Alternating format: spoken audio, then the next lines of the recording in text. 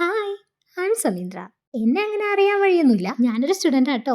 Latvia എന്ന് പറഞ്ഞ ഒരു കുഞ്ഞു രാജ്യത്ത് മാസ്റ്റേഴ്സ് പഠിക്കുക. കുറെ നാളായി വിചാരിക്കുന്നു വ്ളോഗിംഗ് ഒക്കെ തുടങ്ങണം, നിങ്ങൾ ഇവിടുത്തെ കാഴ്ചകളും രീതികളും ഒക്കെ കാണിച്ചു തരണം. എല്ലാം ഒത്തു വന്നത് ഇപ്പോഴാ. ഞാൻ കമ്പ്യൂട്ടർ സയൻസ് പഠിച്ചിട്ടാട്ടോ ലാറ്റ്വിയയിലേക്ക് വന്നത്. ഇപ്പം നമ്മൾ പോകുന്നത് നമ്മുടെ കോളേജിലോട്ടാട്ടോ. കോളേജ് കുറച്ച് ദൂരെയാ, അതുകൊണ്ട് ഞാൻ എൻ്റെ ഫ്രണ്ടായിട്ട് കാറിലാണ് പോകുന്നത്. ഇതാണ് കേട്ടോ എൻ്റെ കോളേജ്, RTO, റിഗ ടെക്നിക്കൽ യൂണിവേഴ്സിറ്റി. പറയാനുള്ള ഗുമ്മൊക്കെ ഉള്ളൂ, പഠിക്കാൻ വലിയ ഗുമ്മൊന്നുമില്ല കേട്ടോ.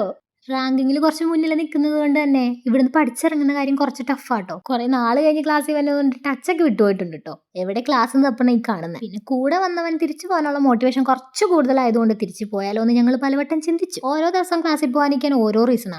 ചൂടായതും വെയിലായതും തണുപ്പായതും ഒക്കെ പ്രശ്നമാണ്. ഈ ചെടിയുടെ പേര് നിങ്ങൾക്കറിയോ? മോൺസ്റ്റർ ഡിലീസിയോസ. എന്തൊരു സ്ഥലം ഇതൊക്കെ നിൽക്കുന്ന കാണാൻ. നമ്മുടെ നാട്ടിലെങ്ങനെ ആയിരിക്കുമായിരുന്നു, പണ്ടേ പറിച്ച് വീട്ടിൽ കൊണ്ടുപോയിനെ. പക്ഷെ നമ്മുടെ നാട് പോലെ അല്ല കേട്ടോ. ഇവിടെ നമ്മൾ ഉണ്ട തന്നെ തിന്നേണ്ടി വരും.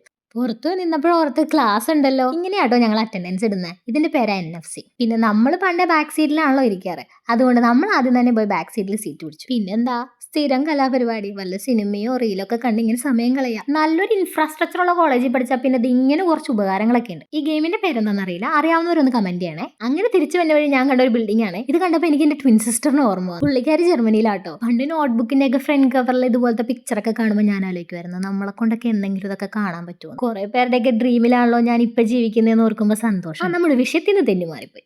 നമ്മൾ ഫുഡൊക്കെ കഴിച്ച് നേരെ ഗ്രോസറി ഷോപ്പിങ്ങിനാട്ടോ പോയത്. നിങ്ങൾ കണ്ടിട്ടുണ്ടോ ബേബി വാട്ടർ മെലനും ഈ കുഞ്ഞു കവറിൽ കിട്ടുന്ന തക്കാളിയൊക്കെ? ഞാൻ ആദ്യമായിട്ടോ കാണുന്നത്, അതുകൊണ്ട് എനിക്ക് ഭയങ്കര കൗതുകമായിരുന്നു.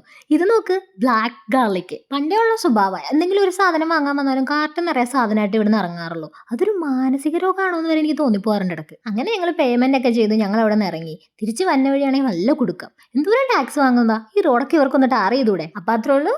Okay, by.